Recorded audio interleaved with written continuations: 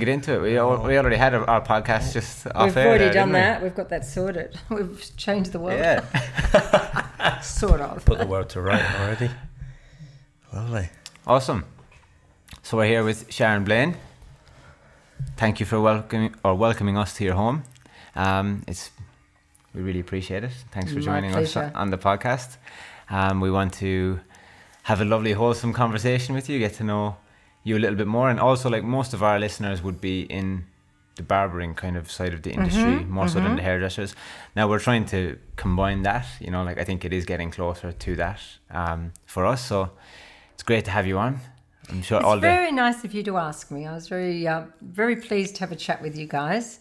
You've been doing some great things out there, so I thought it was great to connect. Yeah, absolutely. And it might be like, you know, not so much we actually wanted you, no offense to any of the other guests that have been on, but we wanted you as the first guest because it was so left of field, you know. It was just such a random one for, like, the barbering industry. But obviously we connected a couple of months ago through the AHC and stuff like that we're doing, and I was like, you know what, like, Sharon would be great to get on the podcast first. So thank you. We're excited to hear more about your story. I guess a lot of people will know the story that you know, you've told before in the past on different podcasts and stuff, but I guess for us, we kind of want to get into the deeper stuff where it's like, what makes Sharon Blain, and, you know, we always like to go back, and we start all of our podcasts almost with, like, the pivotal moments in your life that got you to where you're at today. Wow, so many. So you're thinking of me starting right, like, when I was a teenager, or where do you want me to kick off? Yeah, like, wherever, I mean, whatever comes to mind first, you know. Like, I guess we always ask for people who might not have heard of you before, which shouldn't be too many in Australia if they're listening to this. But if you could give a brief introduction of yourself, and then maybe touch on some of those pivotal moments. I can do that. So, well, I think if I do my sums right, and I try to sort of refrain from this, but I do believe it's now 56 years that I've been in the industry. So I kicked off around 14, so that probably gives everyone a little bit of a sum on how old I am. So that sort of puts that to bed.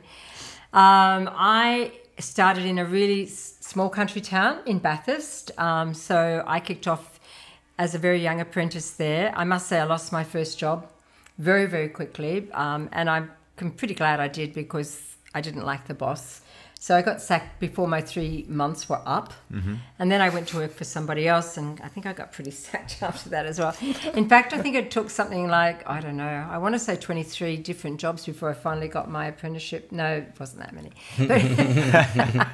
But it took me a long time. It actually took me 7 years to complete a 4-year apprenticeship.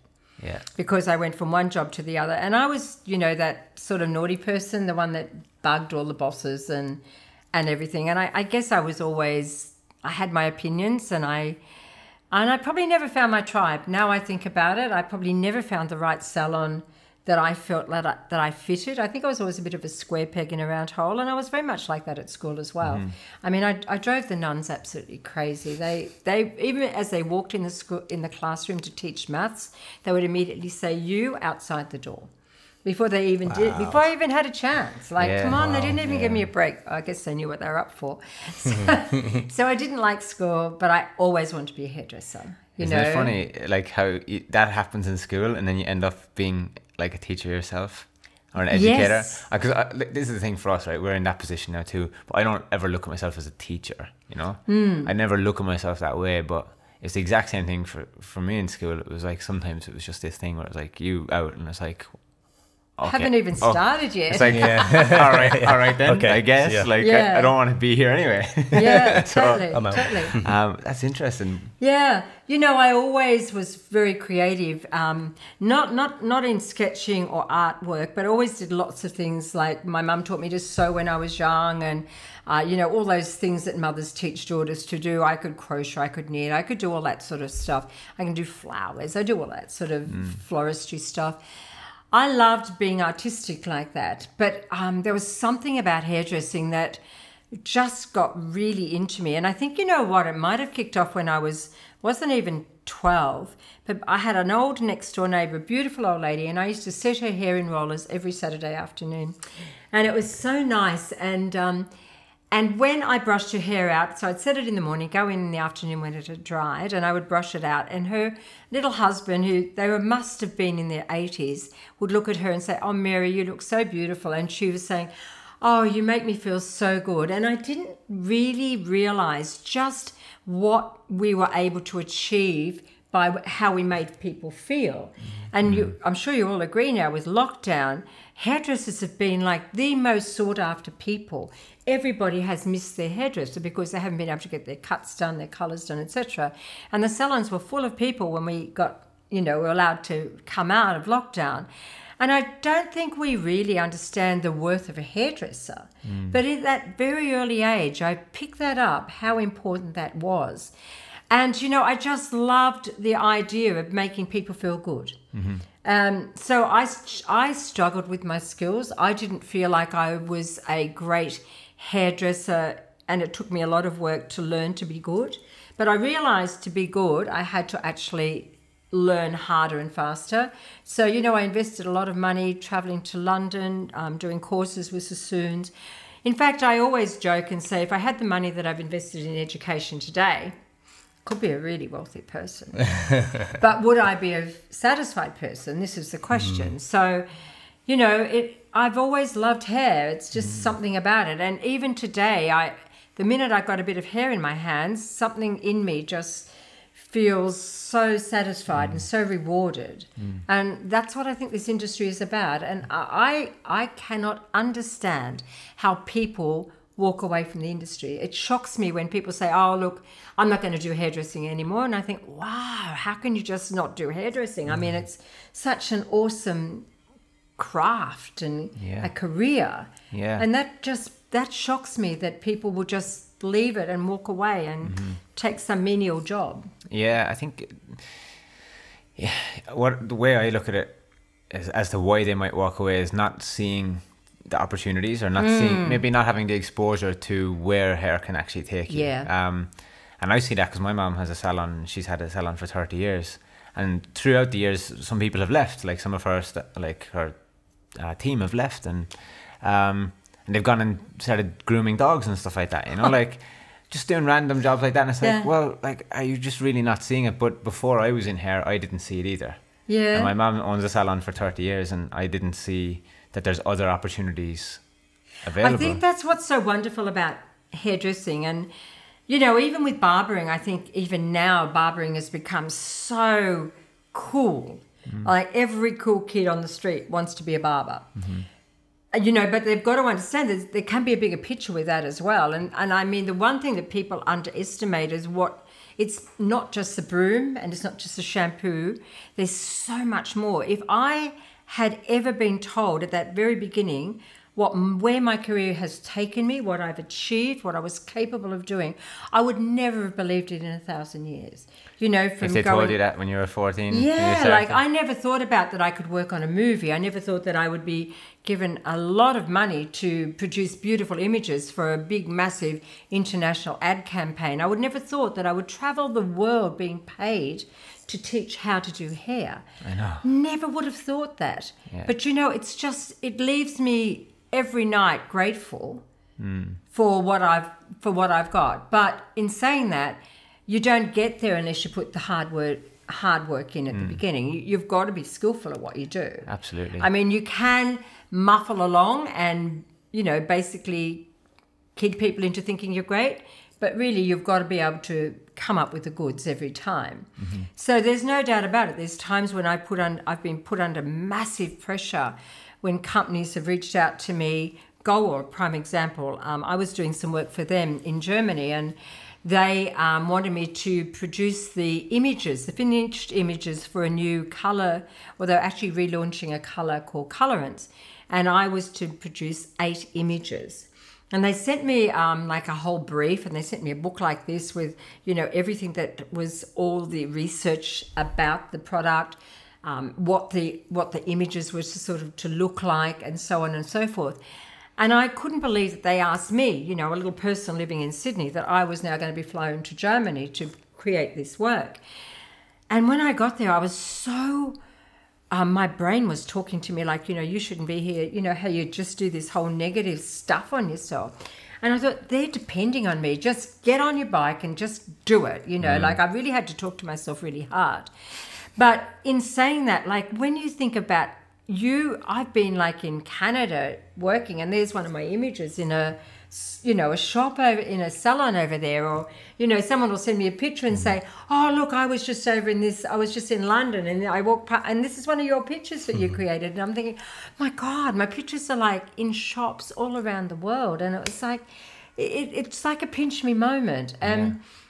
But they had trust in me. So one of the things that I've learned along the way, if people reach out to you and they want you to do something, they trust that you're going to be able to deliver the goods that they're requesting of you. Mm-hmm. And yes, you will have to work very, very hard for them, because you'll work harder for a company that's paying you than what you would do for your own collection. I believe that. Yeah, 100%. When the there's a little bit is of even harder. Yeah.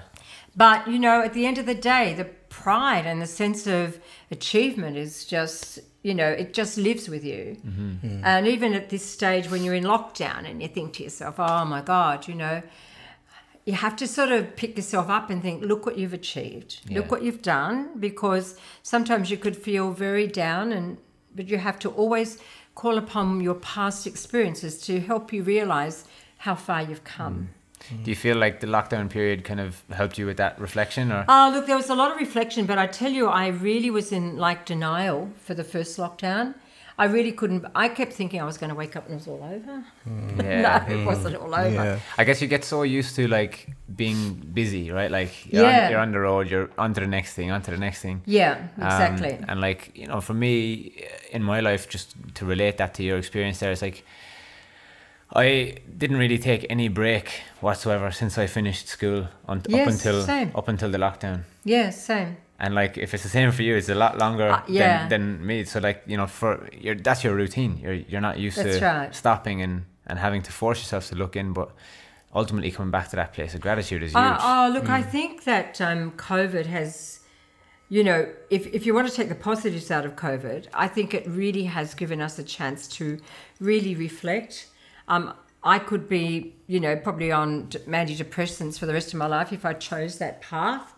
But you know what? It's helped me so much realise what I've done, what I can achieve. And I've been working on some amazing projects which would never have come to pass had I not been sitting at home doing it. You know, I was muddling away trying to do lots of things while I'm on a plane or, you know, in a hotel room in between classes.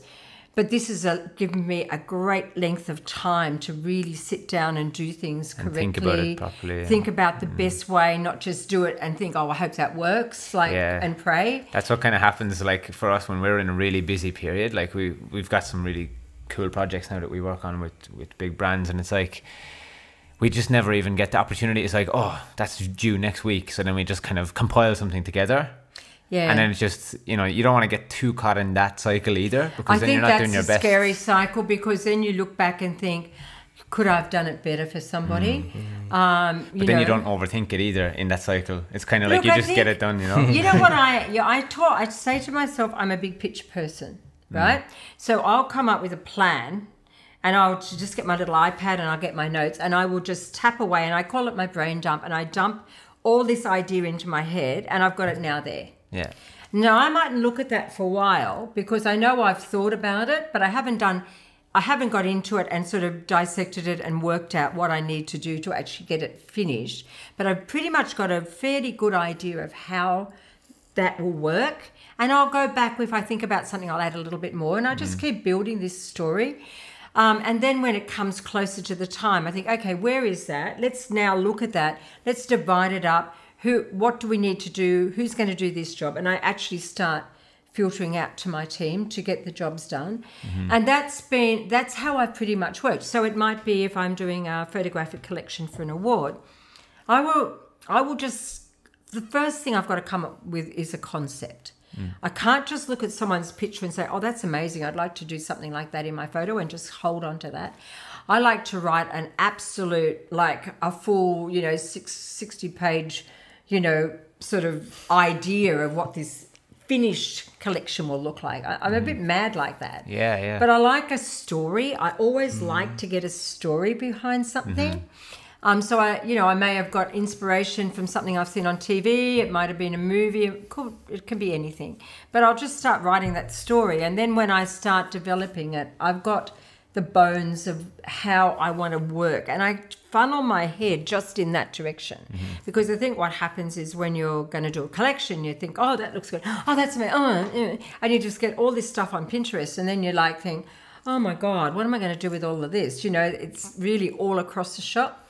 But if you can channel your brain into really, like a good sort of creative path, then that picture won't fit into this story and that picture won't fit into that story. But what it actually helps me do is actually helps me design here to fit the story.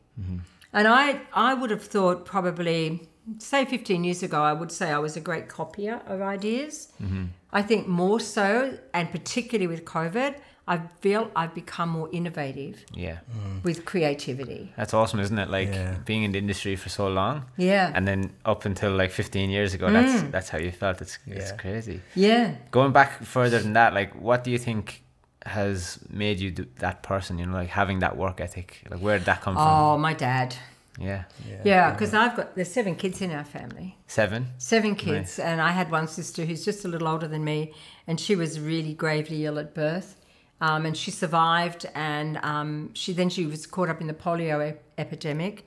So, our whole family were, all in lockdown. So we're talking about lockdown. I actually was in lockdown when I was a little kid of 5 years of age. I remember this. Our family were locked down because of polio.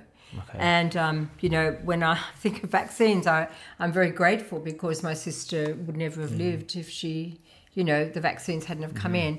But, so going right back then, my dad was like burdened with massive hospital bills and doctor's bills.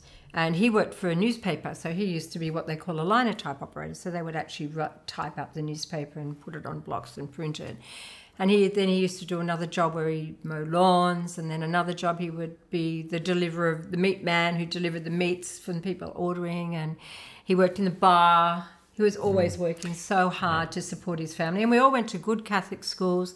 He paid school fees and, no one would ever think that we were the poor kids in the street. But, he worked really, really hard.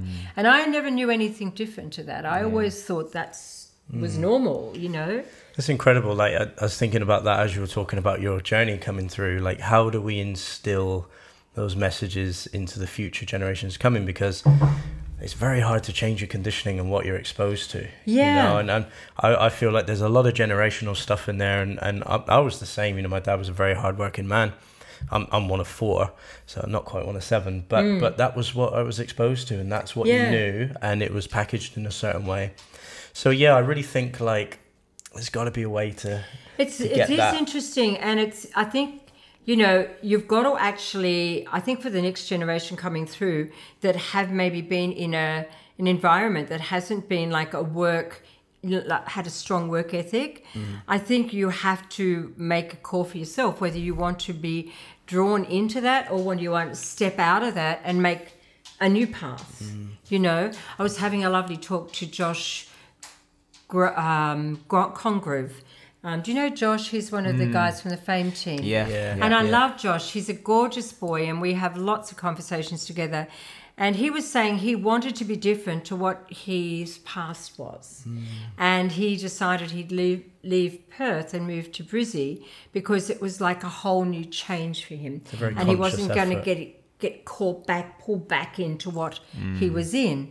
So, sometimes stepping out of the environment, and maybe, it's not so easy for people to relocate, but, your different circle of friends, the people that you connect with. It's like the tribe thing, like you said. Yeah. You've mentioned that now a few times. Tribe is a good word. I think about tribe as a really good word because I think it relates to, I love it for hairdressing. Yeah. Because I think more than ever now, it's more like, we're a bit more like a tribe of hairdressers and not just a salon of hairdressers. Yeah. And the tribe, I think, what I refer to as tribe, I think it's, who they accept in their tribe. because I do know there's salons that have certain standards and the certain look and the feel of how the staff need to look.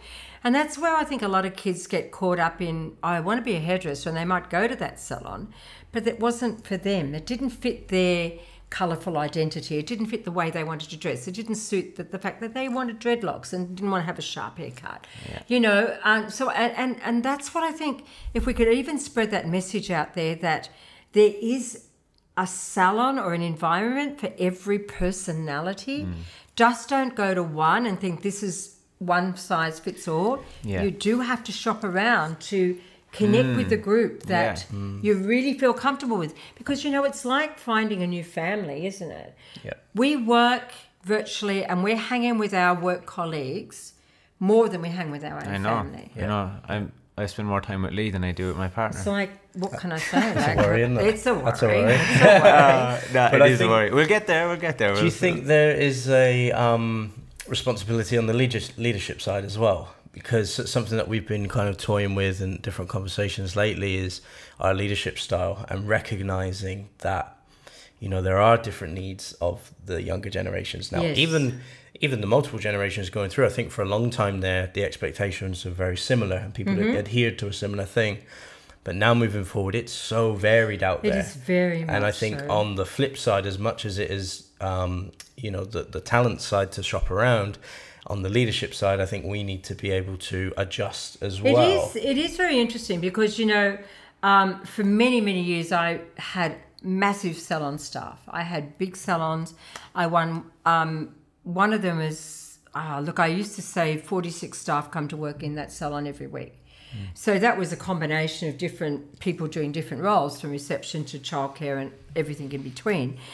And, you know, the style of leadership there, the one thing I think one of the biggest problems that I probably found as a leader, I was a great creative leader and everybody jumped on the wagon because they loved that creative thing. But when you had to turn to be the boss, because then you had to start thinking of dollars and cents, it was not as well received. So I think it's very difficult for a salon owner, because at the end of the day, no matter what, the buck stops with you. Every single person can leave your environment and find a job somewhere else, and you're the one left with the rent and wearing the bills, okay? So you've still got to stand up as a leader and be, you know, have your rules. But I do think my style of management those days would never fit today.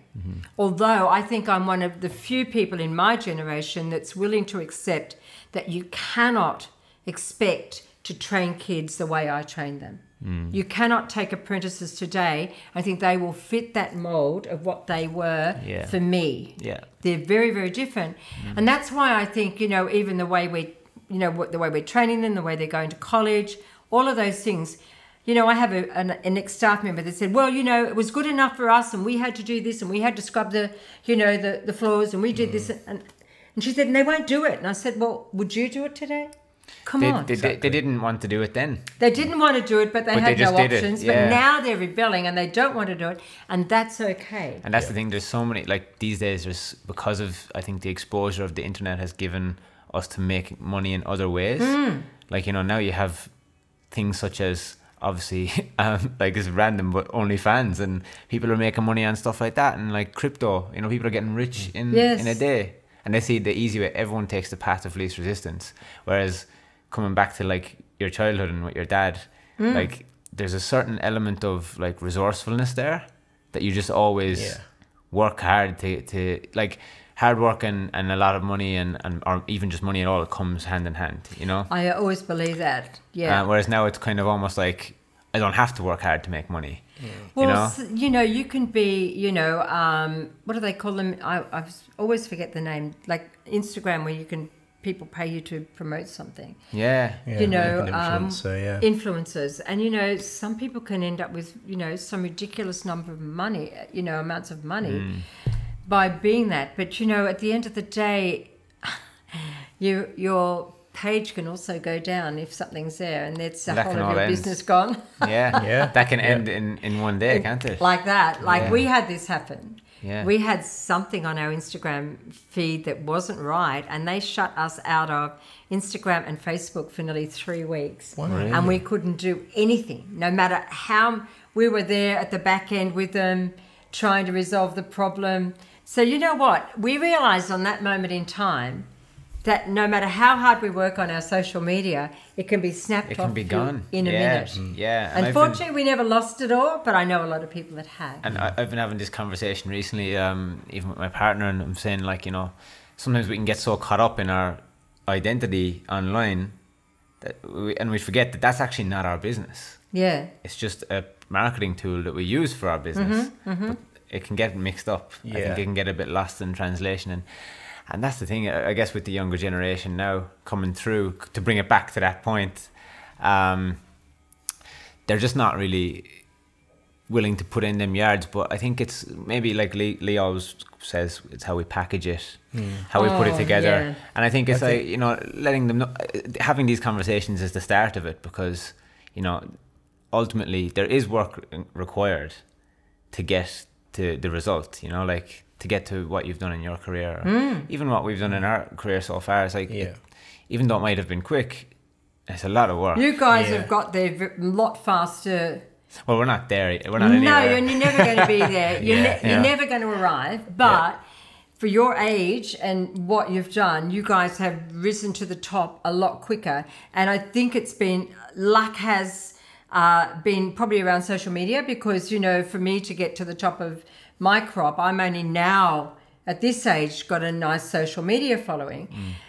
So you guys have, you know, you've been able to play in that arena. You're doing things like this, but what you're showing out there is so cool, so precise. The haircuts are so beautiful. You know, you're building a reputation on perfection.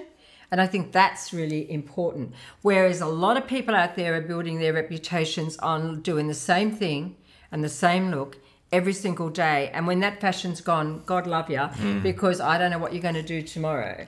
You know, so you can't just, you've got to keep progressing. You've got to keep moving. Yeah, and it's the human side of things. For us, it's like the skills as a human. You know, hair is something that we do and we're good at. Yeah. But it's like everything else is what we're trying to also teach in the academy, is like the human side of things and how to think about it. Yeah. Rather than just doing it, you know, like. I think you could line up your 8 students every week and teach them how to do a fade and how to, you know, scissor over comb, and send them off, and they'll all be really happy. But I think and I'm sure you won't let them out until they've done a perfect job. But what seed you plant in their head is about how to not only please their clients, but what are you going to do with this for yourself moving forward as well? So that's probably the question you're sort of going back to. How do you package that? And I think there's probably a degree of, like whether it's an hour of understanding human behavior and all of those sort of things, whether there's a small portion of what you teach and put out in your message, you know, that's probably very important to have people think a little bit differently, because we are dealing, particularly in our industry, with a lot of kids that didn't do well at school. Although I must say, there's a lot of people. We interviewed a guy who did 2 years of law and then decided to be a hairdresser. Wow. So that's on one of our interviews, which I thought was remarkable. But, you know, really the kids that just didn't do well at school, they weren't encouraged because they probably just didn't get it. And I always refer to them as a square peg in a round hole, and they're probably more that artistic kid. And the program's not made for artistic people. They're made for kids that want to sit there and work. So they didn't fit in at school, and now you've got to find a niche for them in the workforce. And it does become limiting if they're not going to go on for further education, which is obviously that's not going to happen. We have this amazing industry that draws those sort of people in, and we can find so many, you know, there's so much of our industry that suits that sort of person. You know, even if you're a person with a learning, you know, issue, you might have had learning troubles at school. It's amazing in my career how many kids that I've had that are dyslexic or had different problems, how I've actually taught them to be really, really great hairdressers. You know, even in the way I've had to train them, it's different. But they've gone on to do really great jobs, and they've gone on to be really good hairdressers. And I think for me as a boss, that's been always something I've always done. I've always loved the underdog. I've always liked to try and prove that I could make something out of someone who was never going to make it. That's my sense of what I like to get out of life. I love seeing someone achieve something like that. But I do think it's getting into their heads and having them understand that, yes, perfection is great. Learning to be a great hairdresser is great. But it's actually, what are you going to do with it? How are you going to make it better for you? How can you go out there and, just love this industry and just keep rolling with it, Yeah. It's kind of like the transmission of values, isn't it? You're trying to maybe help them understand, this is how I like to see hair. This is what hair does for me. This is what hair means to me. Yeah. And it could also mean that for you, or it could mean something else, but it's not just one dimensional. Oh, look, you know what? I like to show what I know. The reason why I share so much on my social media in skill sets is because I know how hard it was learning to be a good hairdresser. And, you would go to a hair competition and people would wrap all their products with tape so no one would know what they were using. Wow. Yeah. And they would hide the sets because you can't actually take a photo of the model. Yeah. All this ridiculousness. And I used to think that is so, to me, the best value in life is to share. And, I'm sharing an idea, and I love to see what people do with my idea and how they take it further. So, the more I can give them techniques and shortchange that journey and make that journey a little bit lighter and easier for them, I think I've done a good job at that. Yeah. I think that's really important for me because, it's so hard to explore and find the right answers for things. And that's why we teach people because, we've got something to share with them. Someone said to me in a class once, and it was an avant-garde class, and she was a fanatical person about avant-garde. She said, you know what? She said, you've just probably shortchanged my learning and research probably by 10 years by what you've just shared with me today. Because she said, what you're showing me, it probably would have taken me 10 years to figure or find out those answers. And I thought that's probably quite true because it probably took me that long to figure and even that out then, as well. Even when they do find them out, they might not even be, there's still a sense of doubt. And what they do with it though, but what I show them and what they do with it and what they go on to create is, and there's never a day goes by that someone doesn't send me a picture and say, oh, I watched this video and this is what I've done. And I think, oh man, I wouldn't have thought to put it together like that, but that's really great. Yeah. So, it's this constant, just, you don't realize every day you're teaching somebody something different. Yeah. The best teachers are the best learners too, and aren't the they? share, and I think it's just sharing. I love to share. I love to give. My family say I'm too generous, but I love to give. So whether it's my knowledge, whether it's my last penny in my pocket, like even last night I gave some poor old guy, I had nothing in my pocket, but there's a couple of cents. I thought, oh, you have it, like that's all I had in my pocket. But I will do that, that's how I am. But particularly from my industry, I think if I can make that journey of learning how to style hair easier and simpler, then I've really done a good job for my time here, and I think that's what it's all about. Absolutely. That's how we look at it as well. That's an approach that we have. We're like, if you really hone in and really learn to learn, you can cut years off your curve with us, and that's massive. And you're probably looking at some of these tutorials on social media and they're doing this and they're doing that and then they just whiz them around and they're finished and you think, oh my God, that's really nasty, that one. And you sort of, people get caught up in that, but they've got to understand the simplest approaches usually are the most technical. Well, what looks so simple is usually the most technical application, isn't it? Yep. And it's like Owen's great at that. You get the simple things right, but it makes a very technical haircut. Yeah. You do the simple things very, very well. The combination of doing the simple things really, really well with excellence, but makes a technically beautiful haircut. And I just would love to think anyone that's sort of like, be it barbering, be it hairdressing, and this is what they're getting into, and anyone watching this, I think you've got to take your eyes off a lot of this social media hype because there's just too much. You cover up a multitude, don't you? And what you see is something that looks amazing, but at the end of the day, the skill set behind it is not so great, and it's not going to carry you through. You have to learn the basics of everything and perfect them, and then you can be anything you want to be. Yeah.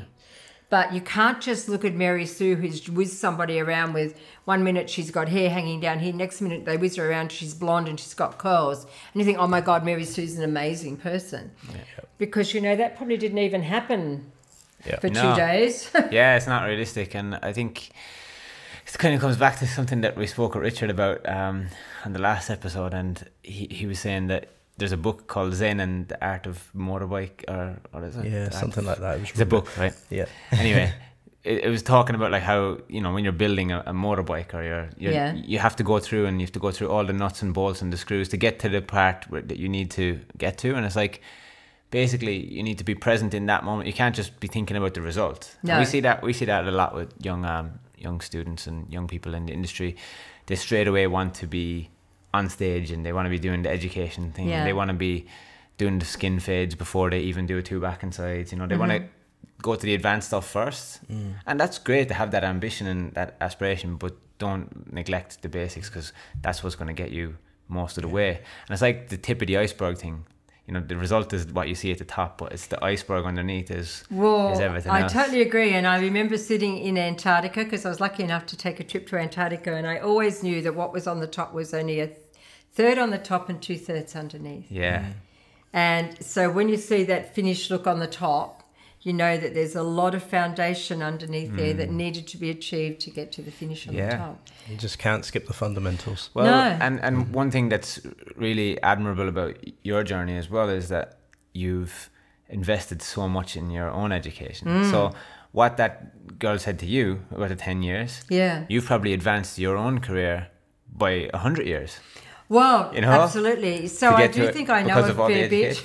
Yeah. But I have an inquiring mind. Yeah. And I must say, COVID has allowed me to be more inquiring, which is not necessarily healthy. That I've probably spent too much time, in social media and going down rabbit holes, finding these amazing artists and looking at stuff and exploring what they're doing and going back and reading and, doing stuff like this. So I've never given myself that sort of time. I've never had that time to do that learning. So what I've learned now is just, I'm just brimful of ideas. Like the other day, I have one of my colleagues in overseas, and there's one of the winners of the British Hairdressing Awards, Sylvester Finard, I think his name is. He does avant-garde, and he is like the master. And I've seen his work. Incredible. Oh my God. Beautiful. Did you see what he just did for the winning the... No. You need to check him out. I saw some of the ones he did on the polystyrene heads. Yes, totally. Well, he won that collection the year before. Well, he's just won the British last week. Wow. And I mean, he had to have won it. But I've been looking at this technique and thinking, what in God's name is this? What in God's name is this? And then I just spend hours just absorbed looking, trying to work out how has he achieved that hair. And then I've thought, I started to Google weaving. So I saw somebody weaving a loom with fabric, with string, like cotton, and they were weaving material. And I thought, hello, I think this is what this guy's done. So then, of course, I open up, and I do a Google search on looms and weaving and just looking at all these YouTube stuff. And I thought, man, that's got to be it. And if he's watching, I'm sure it is. I gotcha. So now I thought, okay, now where can I get classes? Because not that I want to copy that guy. Yeah, you just want to skill. But I'm so fascinated with that technique.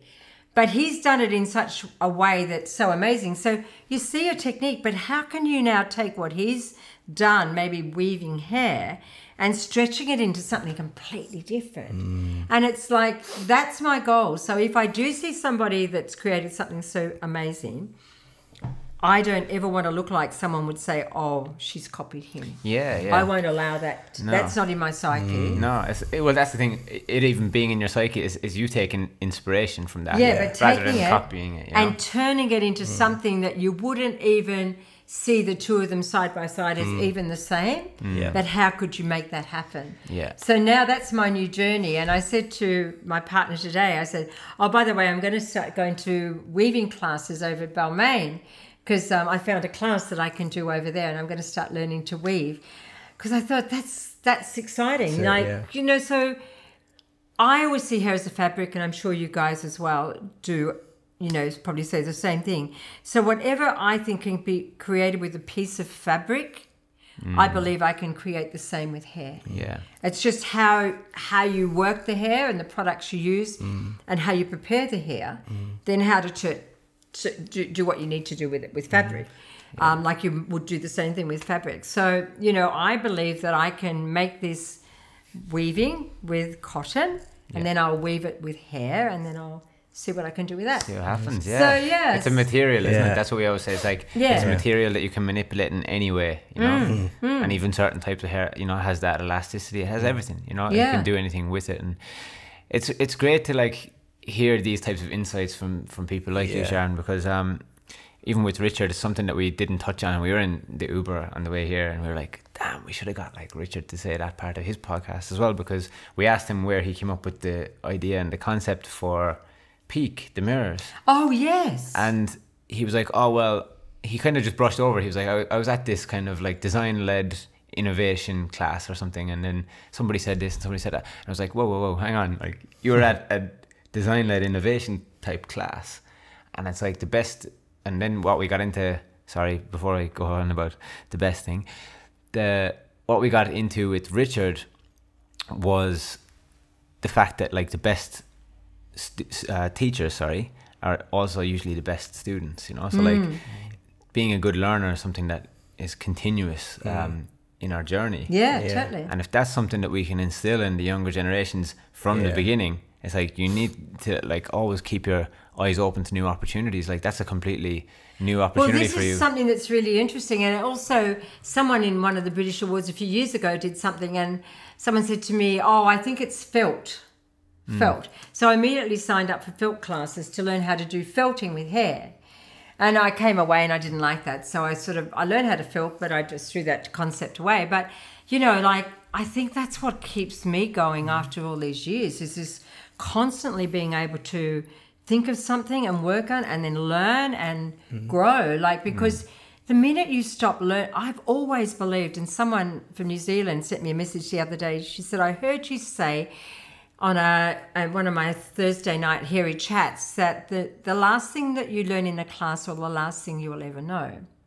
Now, that could be misconstrued in a sense that that's not true, but I believe in as a hairdresser, the last class you ever go to will be the last thing you'll ever learn as a cut or a colour or a technique, okay? And if you choose not to go any further to learn anything else, that will be the last thing you'll ever know. As far as you'll go, basically. That's as far as your career, that's it. You've stopped there. You might stay there for 10 years, but you haven't learned anything new to grow. And that's where I think we have to realise that to continue to stay happy, to satisfy our clients, to keep ourselves wanting to go back to work every day and keep ourselves enthusiastic, you have to keep learning. Yeah. You can't stop learning. There's an interesting theme there, I think, in everything that you're saying, you know, that hunger and that resourcefulness and the... oh, the dog's here. Lucy. Come here, Lucy. It's okay. It's okay. Come here. You know, Sorry about that. No, it's fine. So yeah, a theme that I'm seeing when you're talking about all that with the resourcefulness, the inquiring mind, I think we're losing a bit of that in a world of convenience and like instant gratification. Yeah. It kills a bit of the creativity, the curiosity for totally. Because something in like I love the story about your dad, and you know, even I think back to my parents, they didn't really have a ton of options, and they got resourceful within the environment that they lived in, which wasn't a ton of things. They just had to work hard at that job, get another one and another one and another one, and they developed a work ethic. I feel like as time goes on and the world becomes more convenient, and double that up with instant gratification, we're losing the drive to stay curious and keep learning. That worries me, because all of this is great and we all have this in us, but I'm like, how do we pass this on? Because like I say, these kids, it's conditioning. It's so ingrained. It's really difficult. I think you can't just stop. No. You can't just think, I'm done, it's enough. You have to continually challenge yourself. And I think at my age, it's even tougher because I could already, the word has been is like, I think anyone from late 40s, 50s in the industry, they get typecast as has-beens, okay? I feel like a has-been sometimes. I'm only 31. Well, you know what I mean. You know what I mean by this.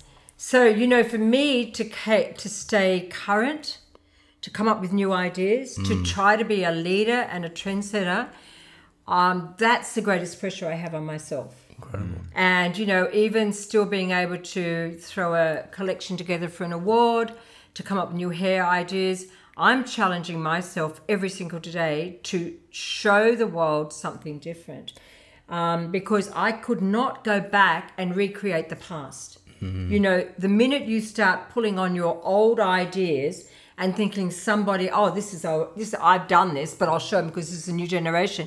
You're absolutely sabotaging yourself. You're not true to yourself. It's the responsibility that you put on yourself. It is a responsibility. As much as you feel it from somebody else or from the industry, it's also like an intrinsic thing. You've got to, I've always got to look It's the person in the mirror, isn't it? Yeah, I've always got to sort of keep that, because you know, maybe I've moved myself a little bit away from, you know, well, I obviously don't have a salon anymore, so I have nothing to prove there. But, you know, even as a salon owner, I was like at every course. Everyone used to say she's always in the front row at every course, and I would be, because I was the leader of that whole team of people. And if I wasn't in the front row at that course, how did I expect anybody else to be in the front row? And how do salon owners think that their team are going to be up and running and being fabulous every single day if they're just choosing not to be? So, you know, it's like the train driver. You're driving that frigging train, and when they get off, why did they get off? Because you haven't taken them in the journey that they want to be on. I love it. Showing up as an example rather than like a warning sign, you know? Yeah. We're always showing up. We're always going to be influencing people in one way or another. It's like, how do you want to be? Do you want to be that example for people? Yeah. Or do you want to show up as a warning sign? What do you want to be known for? Yeah. And I love to think that, you know, when I finally, you know, when I go to rest, that everybody will have thought of me as somebody who, you know, was inspirational for them and, you know, have been helpful and passed on my knowledge and, you know, somebody that they could look to guidance. And I mean, I get that, like you talk about, you need that inner feedback sometimes. I think in your interview you said something about that, and I thought that was you. You love to teach, but you feel you need to have your cup filled back as well. Yeah, like I mean, like I teach mainly because I want to learn as well. Yeah, you know, and it's like every time we do a class or every time we do a workshop or I have a new interaction with somebody else, I learn something from it as well. Yeah, even if like I started education like technically, you know, way before I should have. But but if you're great at what you do, there's not an age barrier. There's no age for that. Exactly. But like in that, like I was teaching classes about things that I didn't fully understand, but the actual teaching of it helped me understand it fully. But you know, you sort of gotta have to fake it till you make it. Yeah. But you know what? I've got to say, I categorically know when I stand there with a client, with a model, and I've got a vision, and someone's given me a picture, I know exactly how I'm going to do that. I know exactly how to execute every single style, but I can't say that was always the case. Yeah. It was like, someone, you know, you're doing a photo shoot for a magazine, and they say, these are the inspirations. We're keen on this and this and this, and you think, oh God, all right, how am I going to do that? But you know, I've got more of age. They can throw me anything and nothing will daunt me. But that's sort of like faking it till you make it. And you know, and if you didn't do well, I don't know about you, but if I didn't do well on something that they'd thrown me, I'd I'd go away and I would beat myself up so badly, and I would spend weeks and weeks and weeks like trying to pick myself up. But at the same time, I would actually have that doll out, and I was going to prove it to myself that I would get that right for the next time if ever I had that opportunity. I think there's a really good equation there. Is something that I think we need to encourage as well, is just enjoying the challenge of it. Yeah. I feel like there's something that when you talk about all this, you almost enjoy the challenge of it, and I do too. And you can run from it and think it's just hard. And a lot of people quit when it gets hard. That's right. But if you go, actually, this is a challenge, I'm going to enjoy the challenge. Well, that's exactly there's so much to learn on the way. And then when you share those lessons, then it's just a reciprocal cycle. And that's what brings joy to my life. And that challenge is, you can either run away and hide from it, or you can actually embrace it. I mean, I think of you were playing hockey, and I'm from a hockey family, cool. And so I'm all about the hockey as well. But I used to be the goalie because I was the fat person. But my teams, I don't know why because they probably couldn't run as fast. But anyhow, like if I miss that frigging ball, and I tell you, I used to get my brother for weeks after just to hit balls. And we're I have a garage there, and I'd stand there and he would hit those balls, and I was not going to let another ball pass. So I don't know what that is inside. I don't know where that conditioning comes. But I'm fascinated by it. But that's like, whether it's a sport, whether it's a career, whether it's a styles, whether it's me, the leader of the team, I've always been. And I used to say, someone would say, oh, someone's leaving. And they say, oh, why are they leaving? Now, I as a boss could have said, oh, well, she's, this, that, and everything else. And I used to say, no. Why is she leaving? What did I not do right to have kept her wanting to keep going? And I would challenge myself. And it took a while for me to sort of break down and think, you know what? That's right. I actually did the right thing, but I always threw it back on me because I was thinking I'm the leader of this group. And if someone's not happy, then it's what could I have done differently? Yeah, it's the responsibility that you have to take. Yeah, it's funny, isn't it? There's a common theme, I guess, with all people who have maybe...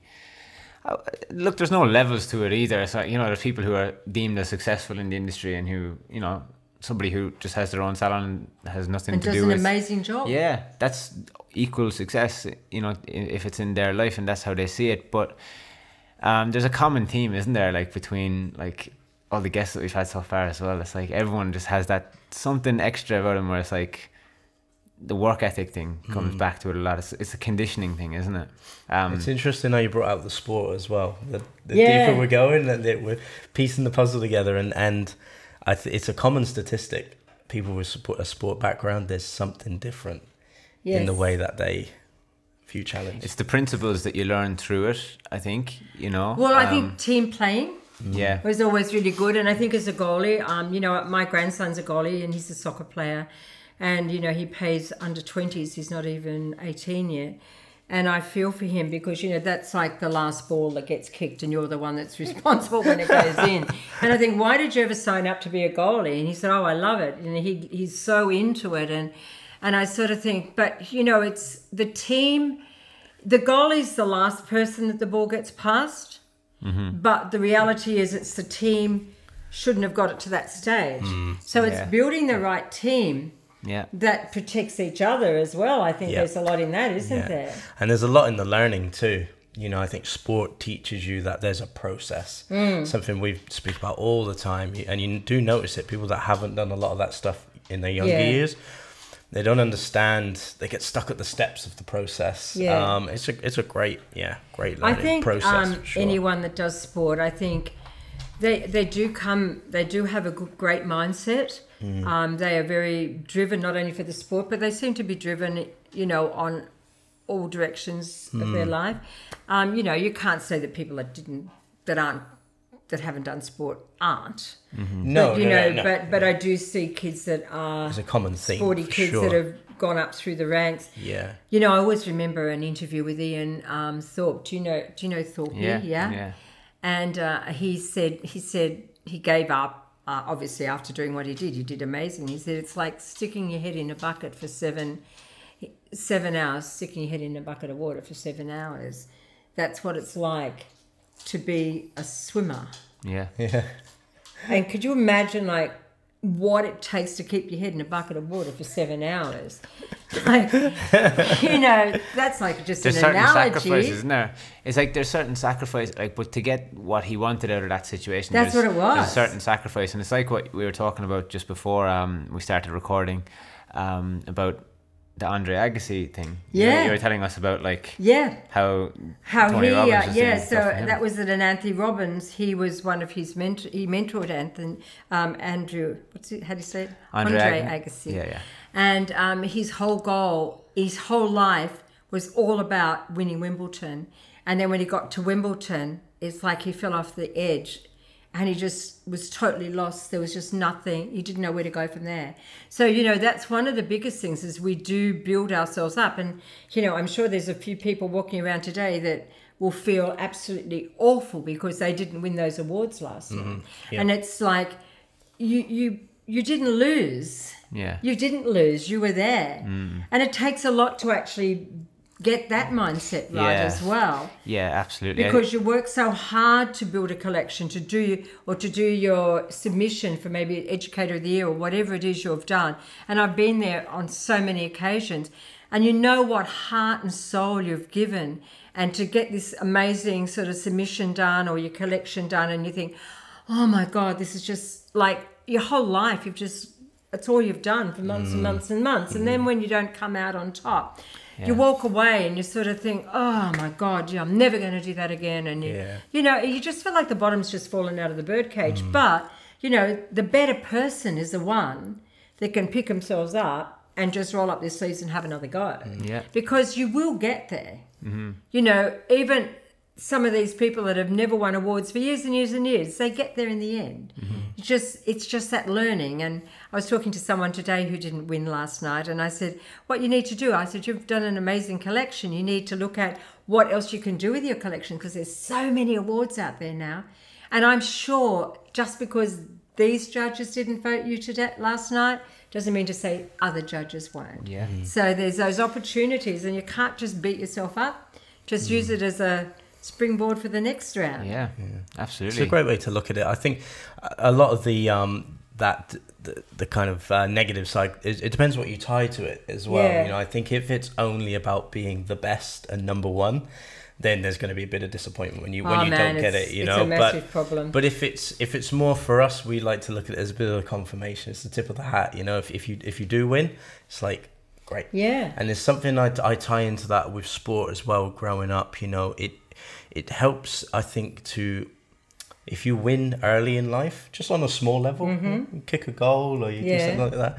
There's something, it depends how you're taught to see it. I think if it's almost like a confirmation moment. All the little steps you took to get to scoring that goal, you're like, that worked. Yeah. And I think that starts that thing in your head. Yes. And that's how we like to see the awards, is like almost that confirmation of, okay, the steps that we're doing are working and what we've done so far is working.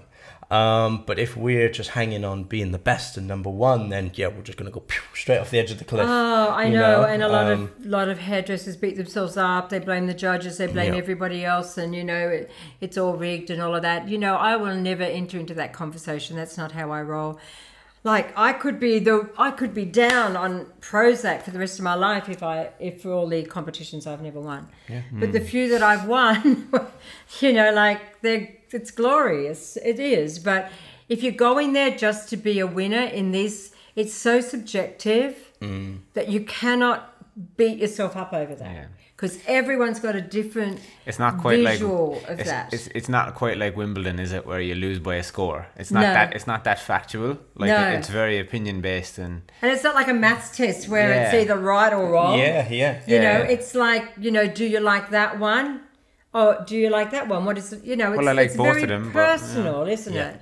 Yeah, and Richard told us that. He said, look, the difference between winning and losing is so marginal, like sometimes that it's almost nothing. Like it doesn't even make any sense. It might be, and then he literally was like, what you need to do is you need to do a debrief and have a look at them and say, okay, what did we do right? We'll do more of that. What did we do wrong? Not even wrong, but like what could we have done better? We've done it a bit differently. Where could we have some opportunities for growth in that entry? And I can pick 10 things from our Educator of the Year submission that we could have done better.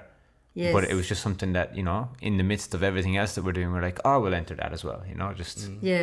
And for us becoming finalists, it's as good as winning anyway. Look, you know what? It's recognition that your work was good enough to be up there. And, you know, the worst part is when you sit there and now your category's up and they're all rolling and the winner is, and you're just waiting for your name and somebody else.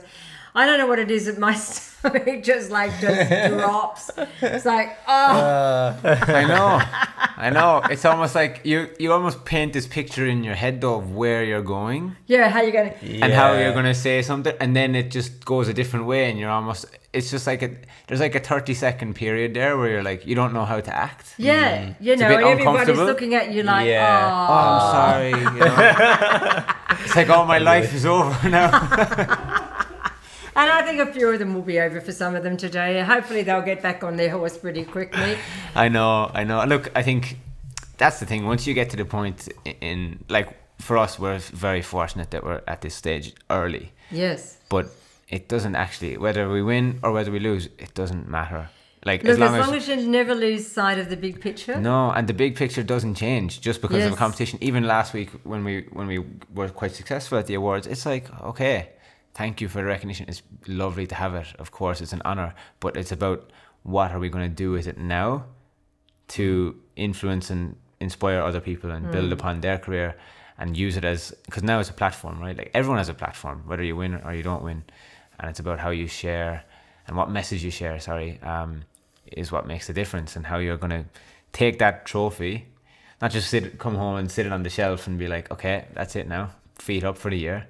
Which, you know... And I've actually witnessed a lot of people do that, and it's upsetting. That's what upsets me the most when we don't win. It's almost like, we could have done so much with that, you know?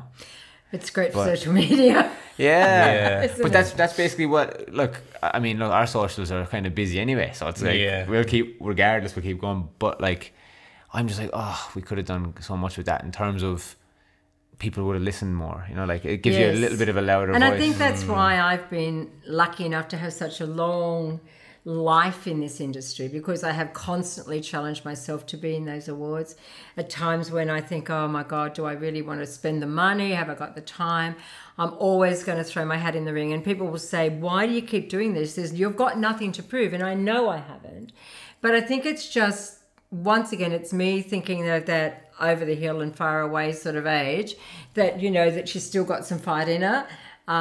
So brilliant. I guess while I can keep fighting, I'll fight. 100%. But I think it's also just the thrill of the chase as well. It's like probably when you get on a bike and you think, how fast can I actually turn these wheels around? Or, you know, it's your personal drive. It's the journey, isn't it? It's your personal thing to keep driving yourself. And it's great to have something to drive that helps you to drive. Like, you know, having the goals to maybe win a competition or, you know, to enter. I think one of the greatest things about entering the, like the Educator of the Year and those type of awards is, you know, they ask you for so much information. And when you read back and you look at what you've done for the last 12 months, you would never have taken the time to actually dump it on a piece of paper and get it all documented and looking great.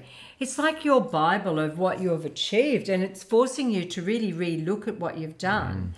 And then it sort of gives you a little bit of a catalyst to keep you moving forward, because it makes you, you know, so proud of what you've done. So even before before you even put it into, you know, nominated in there, the work you've done makes you really think about what else is possible. Yeah.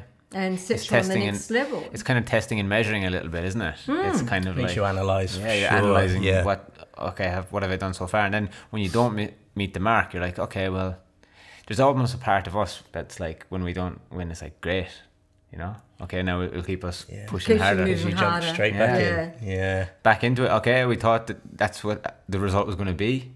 Our expectation didn't meet reality, and now it's time to get back in and straight back in. Keep training, you know. Keep pushing. Totally. And like, you know, cycling is the type of sport where there's so many variables involved. It's like if you're doing a 200-kilometer bike race, it's like, and there's 200 other guys. There's so many things that can happen. Like someone can walk out from the side of the road with their camera and take a picture at the wrong time. That just happened, didn't it? Did you see that at the Tour de France? Oh my God. So that can happen, and like there's too many variables that can happen, and you get used to dealing with like disappointment. Like you get your very few moments where you win, you know. Yeah. But it's no different to what we're doing. No, it doesn't change the course of what you're doing. No, so that transfers straight into the awards, isn't there? Yeah. There's, you're more controlled with the variables, with your awards than you would be with a bike race. Yeah. It's not a danger you've to my got life. too many other things that can happen. Yeah. Or even the guy next to you that falls and you're gone down with them. But you got a little bit more control, I think, and it's just the direction you take yourself on. Absolutely. No, definitely. So yeah, what's next for Sharon Blain? Oh, well, I will not rest until I see our industry. I sound like Donald Trump now. He's not so bad. Great again. Yeah. Look, I feel we really are looking at sort of like we've had a rapid decline, and there's been lots of reasons why, and everybody will share why they think the industry is at its knees. I mean, the main thing is we're just not attracting new people, and we're definitely not retaining people. Once they finish their apprenticeship, they're leaving. Some don't even get to finish. And then we get a lot of people that don't want to work for a company. They want to work on their own. So we've got a massive change within our industry. And, people will sort of say, oh, these home hairdressers. Look, I think good luck to anybody. I think whether you're a home hairdresser or you've got a salon full of people that you're employing, you've all got the same sort of goals and aspirations. I don't have any negativity across anywhere, but the thing that I want to do, if someone says to me, what if you could change, I would want to see more kids come into the industry. So the biggest thing is to knock on the doors of those people that never thought of hairdressing as a career, and hopefully show them what our industry looks like, and then with a bit of luck inspire them to want to maybe go forth and at least give it a bash. Yeah. So we've just on the final tail. I think we'll have that finished tomorrow, our online class. So we've done, I think it's 12 chapters. And it's an intro into the hairdressing industry and barbering. Yeah. So you guys have been part of that. So your video's in there as well. So that's been going on now for probably about 4 months. I've been working on that project. And that will be finished as of tomorrow. So that's great. The graphic designer finishes that and we're going to get that in there. So that's going to roll out in the new year with a government department in Brisbane, and hopefully that will be around Australia. And that's going to be geared at kids 17 to 24 that have never thought of hairdressing or barbering as a career. Yeah, awesome. And so I'm not sure how the government are going to get them in there, but I gather it's going to be a free course for them to do. And it will be done as a classroom. So it'll run over 2 weeks, but we've created the content for the teachers to teach. That's awesome. And then the kids can refer back to it as an online product, so they can go back and look at it online, or they'll be doing it in the classroom, on both.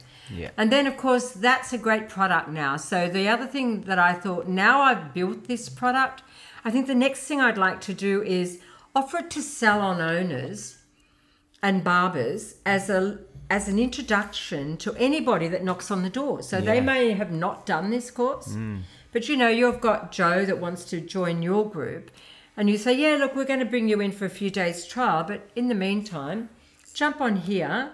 Here's an online class. It's probably going to take them, I don't know, probably about a day to do online if they stick at it, and they can do some questions at the back of it, so we'll know whether they actually saw it.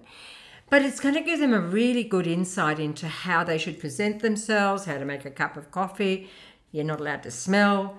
What to do with, if you're running late, put your phone away. How to do a caping up a guy, how to wetting down a guy, how to shampoo a lady, how to put a tint on, how to do a little blow dry, how to use a straightening on. Some practical skills as well as some really good information. So I think if salon owners got someone, a lot of them are so busy and a lot of them are probably not wanting to train people because they're just too busy. Maybe this might help them take someone on, give them a little run, hopefully might inspire them. But they could use this as an introductory into their business of what salon's all about as well. So that will be an option for them as well. The new tool, which we just launched probably 3 weeks ago. So I've had this in my hand for 12 months and it's a new tool. So hopefully we'll get that nationally and internationally within the next 6 months. So that's been awesome. massive. Huge investment, not much of the super left on that one. And then finally, I was hoping it was going to be January 1, but now it's looking like February 1. We've been building for 12 months an international platform, and it will be every video that I've created, including boot camp, will be on there. And people can watch it in a choice of 6 different languages. Yeah, awesome. So can you believe one person who's not even a hairdresser had her earphones on for 3 solid months and typed away every word that I said on every 300 videos I've created. Wow. 300 videos, she typed every word into a text box at the bottom. She must be good at hair now. I said, did she want a certificate? I'll send her a few certificates. She's probably listened a lot more than most people. I thought she must be so sick of my voice. It must be dreadful. She must fall asleep listening to your voice. That was her COVID job. Yeah. So that'll be launching on the 1st of February. Awesome. So that's going to be able to be around the world, and anybody from Germany, Italian, Spanish, whatever, we're going to be able to watch it that would change the translation box into their language. There's your super back, isn't it? Well, that's why Hopefully. I'm doing it, because Hopefully I'm sort of thinking. Yeah. So I'm sort of thinking, yes, I'll take it out of my super, because I feel like you've got to invest. You got to speculate to accumulate. You've got to do that. Like if this was a new business, if I was choosing to open a salon, I would probably go to my super and spend all the money to kit it all out. Well, I'm spend it in a different way. Yeah. But I'm excited for the opportunities. But I am going back, kicking off in Canada and LA and Las Vegas in March, April. And I've already been booked for 4 different seminars by 4 different companies, I should say, in September, October in Europe. That's so I'll amazing. be going through to Poland and Madrid. So they've already rebooked me. They had booked me before the first shutdown. So now I'm getting back there. Beautiful. I don't know how much longer I'll do like face-to-face education. I do love it, but the traveling is the tough bit. I didn't realize how taxing it was until I actually got home, until I stopped. I'll do stuff in Australia, but I'm loving the challenges of trying to get the next generation to be hairdressers, and whatever I can do to make that happen. It's really important to me. Well, that's going to leave the legacy, isn't it? It is. I want to leave a legacy. I want to be known for having done something and made a difference. And I do know I've made a difference in a lot of people's lives, but there's a few people that don't even know me out there, and I'd like to think that I've been able to inspire them to come in and join our. It's such a great industry. It's such an amazing career path, and I just would love people to experience even just this much of what I've been able to do and achieve in their, in their time in the industry. So if I can do that, I've done a good job. Yeah, it's beautiful. It's awesome. That's me. That's great. We always finish the podcast with one last question as well. Do you want to ask Lee? What's the question? I always ask, so I'm leaving Lee. It's one of the more simple questions that we ask. Oh, okay. And you can take as much time as you want to answer it. Could be fast or slow. Are you happy? Am I happy? I am very happy, actually. Yes, I am. I mean, I'm very blessed. I have an amazing family. I've just got 2 new granddaughters, one yesterday and one 7 weeks ago. That makes me 6 beautiful grandkids. I am really very satisfied in my life. I am blessed. And I think when you are surrounded by a loving family, anything else you do is a bonus, and any other things that you achieve is a bonus. So, yeah, I am. Could Beautiful. I add to that?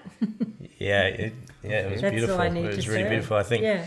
Yeah. There's your values tied up in that. It's really beautiful. Yeah, no, I'm very blessed and so grateful to have such a wonderful family that support me and, are there for me and always worrying about me. I sort of thought I was the mum, but now they've turned to be the mums and the dads to me now. I think that happens, doesn't it? Yeah, at a certain Your point. mums will be worrying about you guys here, but in time, trust me, you'll be worrying about them, particularly with what nursing home you're going to put them in. Yeah, it's definitely starting to happen. It's starting to happen. Well, look, it was an absolute pleasure, Sharon. Thanks again for having us in your home. It was awesome to Yeah, it's to great connect, yeah. you know? And to do it in person is really important Yes, for it us is too, you know, nice. to have that human connection, and Yeah. it's a much more engaging conversation, isn't it? It gets a little bit deeper when it's in person, I think. Well, it's just been really great just to know you, to get to meet you guys, because, you know, it's been lovely to have you, you know, put your hand up and be involved with my little project. And, you know, the minute I spoke to you and I saw you on a couple of, you know, sort of Zoom Zoom meetings, and I thought, oh, this guy, I really like what he's got to say. And so then I sort of sought you out, and then I got to listen to your podcasts, and I thought, oh man, these guys are on fire. This is who I need. This is my tribe. Yeah. Awesome. It's funny because like when I'm in them Zoom calls, like sometimes I sat there for months on the RTO Zoom calls, and I didn't really know why I was there sometimes. But then like towards the end of them months, like, and now like with what we have to offer to the industry, now I know why I was there the whole time. Yeah. But I didn't really have much to say, but when I did say something, I wanted it to kind of land Impactful with a few people, but I didn't know if anyone was really listening to it, you know. And I came away from one of them feeling almost a little bit disheartened, you know, like to a degree. And then you reached out and said that you picked up on something that I said in one. And that was that interview that was that meeting with Shushula. Yeah. And everybody was asking what they thought this 2-week class should be. And that's when I went to her and said, you know what, I know you've listened to everybody. Just give it to me to do, and I'll do it for you, because I know what you need. And that's when I reached out to all you young guys. Yeah. And, you know, got all these really cool people that said, yeah, anything for you, Sharon. So I was like, oh my God. My partner Vic says, oh my God, you can open any doors, can't you? And I said, well, you know what? I think that's one of the advantages of being, I think, earning industry respect. I think people want to play in your ballpark. Yeah. But, you know, if you're somebody who's a bit dodgy, you sort of think, oh God, I don't know if I want to. But, you know, I always feel like I never have a problem knocking on someone's door and saying, you know, try to explain what I'm doing, because whatever I'm doing, it's not for self-gratification. It's hopefully it's going to be better for our industry, and that's what it's all about. 100%. Yeah, so Beautiful. that's us. Beautiful. Thank you so much. Thank So, We really appreciate now your can I time. offer you a beer? What do you reckon, Lee? Yeah. I'll give you a beer. We actually don't even drink alcohol anymore. Oh, glass of wine, lemon, lime and bitters. Yeah, something refreshing could be nice. We have a What time flight are to you gonna catch head now, off? so So what time will you need to leave here? I think I told you it was 40 minutes tonight from here on about an that. Uber. Yeah, so our flight's at 7. Okay, So so it's what's 10 the past time? 5 now. Yeah, I think you need We'd to wanna probably be- pack out. yeah. Yeah, sorry. Yeah. I did bring some cheese and Vicky's in too, but I'm going to say... All good, all good. Which No one? worries. Yeah, I want you in that. Thank you so much. In the next couple Thanks of... so much. Yeah. It was Thank great. you. All right, guys. Cheers.